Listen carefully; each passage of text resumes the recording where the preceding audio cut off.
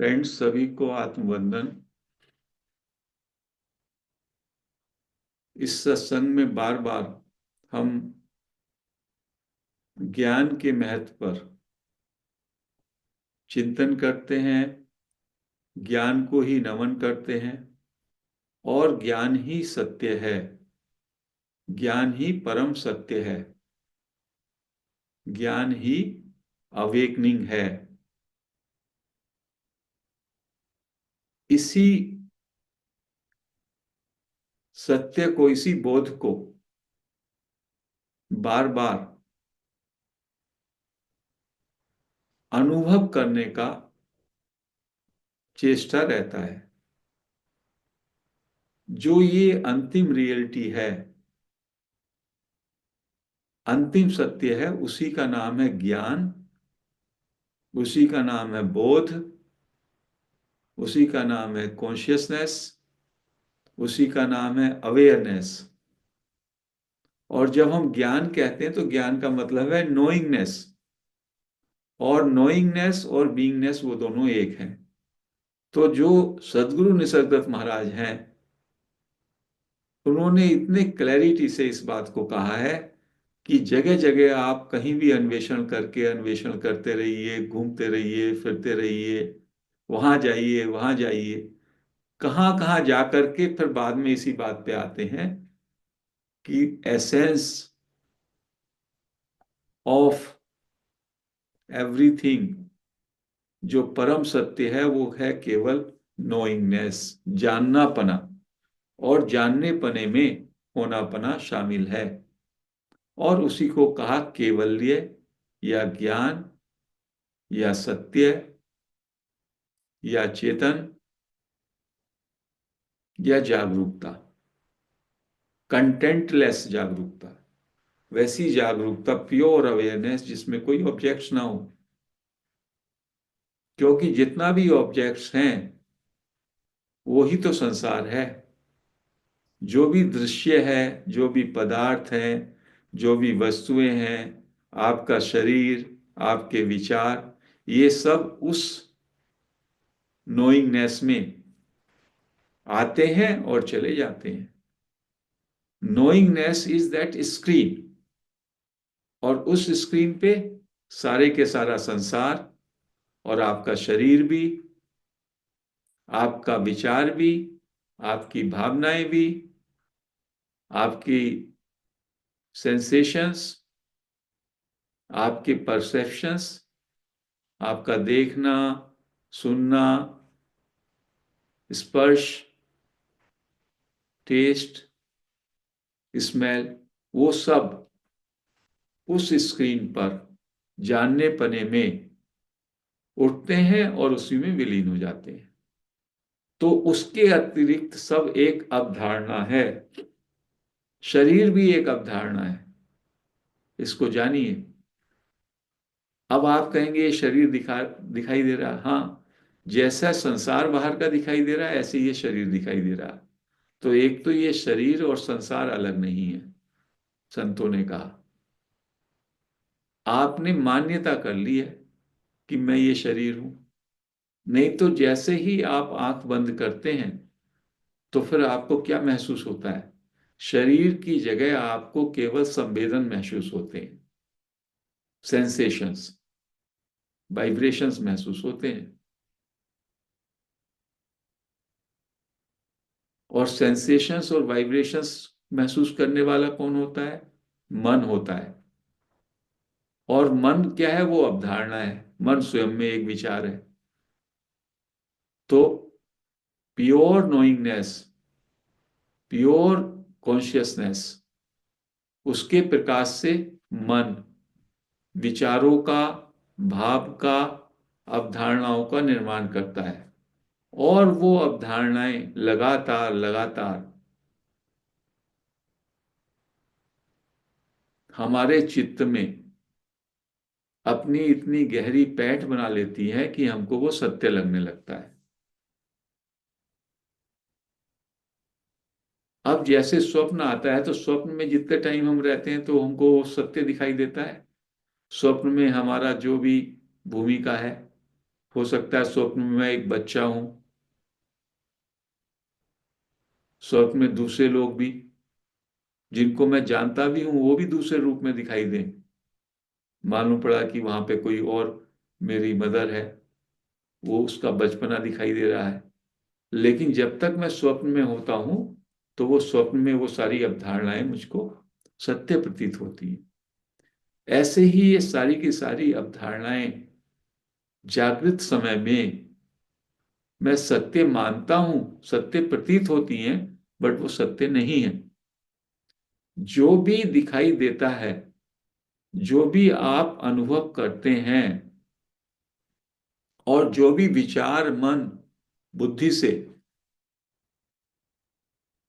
आपको प्रतीत होता है, वो सब प्रतीति है, वो सब नहीं है। नहीं है का मतलब उसका अपना कोई एब्सोल्यूट एग्जिस्टेंस नहीं है। एब्सोल्यूट एग्जिस्टेंस है केवल एक ही चीज का, जानने पने का। जो आप जानते हैं, जो जानना पना है, उसके कारण ही वो प्रतीत होता है। सूर्य है, मान लो आप कमरे के अंदर हैं, और कमरे के अंदर कितनी वस्तुएं हैं, कितने पदार्थ हैं, और सूर्य की रोशनी नहीं है, तो कुछ दिखाई देता है क्या? तो ये जो आपके अंदर जो ये चेतन जानने पने का प्रकाश है, उसी के प्रकाश में जहां जहां पे वो जानना पना चला जाता है, वही आपको दिखाई देता है। इतना एक जो है सत्य है। तो सारे बातों का reality, your your true nature is knowingness, pure knowing, pure awareness, without any content. उसी में दृश्य, दृष्टा और दर्शन, तीनों की जो त्रिपुटी है उसका निर्माण हो जाता है। पहले कोई दिखाई देगा कुछ, फिर मैं उसका देखने वाला, और देखने की प्रक्रिया, ये तीनों का तीनों जैसे मूवी होती है, मूवी का निर्माण हो जाता है। अब ये एक और इसमें एक दूसरा पहलू है इसका, कि जहां जहां पर आपका अटेंशन जाता है, वहां पे जो दृश्य है, दृष्टा है, और दर्शन, प्रोसेस ऑफ सीइंग, ये तीनों वास्तव में, इन तीनों का भी कंटेंट कॉन्शियसनेस ही होती है। ये एक और बात है कि कॉन्शियसनेस पृष्ठभूमि भी है, और उसकी जो किरण है, उसकी जो रश्मि है, रिफ्लेक्शन है, उसी से उसका निर्माण होता है जो आप देखते हो। आपकी अवधारणाएं, आपका मन, आपके विचार, आपके भाव, they are also modulation in consciousness. इसलिए कहा एवरीथिंग इज कॉन्शियसनेस। उसी कॉन्शियसनेस के रिफ्लेक्शन से टाइम और स्पेस मन क्रिएट कर देता है। क्योंकि कोई दृश्य आप देखते हो तो उसको स्पेस चाहिए, दृश्य से पहले रिक्तता चाहिए, और दृश्य के बाद रिक्तता चाहिए, और आपने देखा तो एक टाइम चाहिए। तो पास्ट, प्रेजेंट और फ्यूचर क्रिएट हो गया। लेकिन जो आपका ट्रू नेचर है, रियलिटी, नोइंगनेस, वो नोइंगनेस इस काल से, इस स्पेस से परे है। तो आप दो तल, there may be two dimension of our living. One is pure knowing, that is my true nature, and that another is relative or conditioned living, another dimension which is unreal or relatively real. इसको जैन दर्शन में कहा गया है निश्चय ने और व्यवहार ने। तो once you know, you realise this is your true nature, knowingness, जिसमें ना कभी कुछ घटता है ना कभी कुछ बढ़ता है, ना उसका जन्म हुआ ना उसकी मृत्यु होगी, एंड दैट यू आर। तो यू स्टेब्लिश इन योर स्वरूपा। उसके बाद जो परिवर्तन होने वाला है वो सब अवधारणाएं मात्र है। शरीर की अवधारणा है, आपके इंद्रियों की अवधारणा है, वस्तुओं की अवधारणाएं हैं, वो सारी अवधारणाएं, they are all created through mind. और अभी साइंस भी इस बात को पुष्ट कर रही है। क्वांटम मैकेनिक्स से व्हेन यू सी समथिंग, वो वेव होती है, वेव से पार्टिकल हो जाती है। There is an observer effect.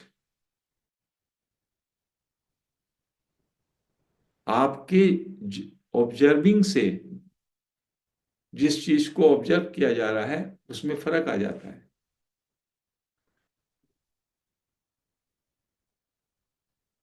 तो again and again you have to come back to the source, means that pure knowingness, I know। उसमें आई भी नहीं है, क्योंकि आई नो में है जैसे मैं अलग से जान रहा हूं। आई है यहाँ पे यूनिवर्सल आई, और नोइंगनेस इज ए यूनिवर्सल नोइंगनेस। ऐसे ही I am, I is universal I, अहम ब्रह्मास्मि। तो मैं जानता हूं का मतलब है जानना पना। जो जो चीजें जानने पने में आ रही हैं, अभी ये सत्संग चल रहा है, ये जानने पने में आ रहा है। अब आपका जानना पना और दूसरे का जानना पना, उसमें क्या फर्क है? जानने पने में ये हो रहा है। मैंने बोला, बोलने का उद्गम हुआ, अभी वो विलीन हो गया।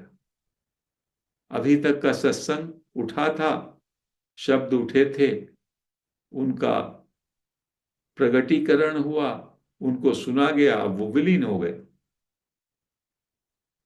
तो किस पृष्ठभूमि में हुए, किस स्क्रीन पे हुए? वो screen of knowingness which is common. उसी स्क्रीन पर इतने सारे देह मन बुद्धि के उपकरण, 140 150 160 बैठे हैं, उभरे हुए हैं उसी नोइंगनेस में। वो उसको सुन रहे हैं, उस उपकरणों से सुन रहे हैं।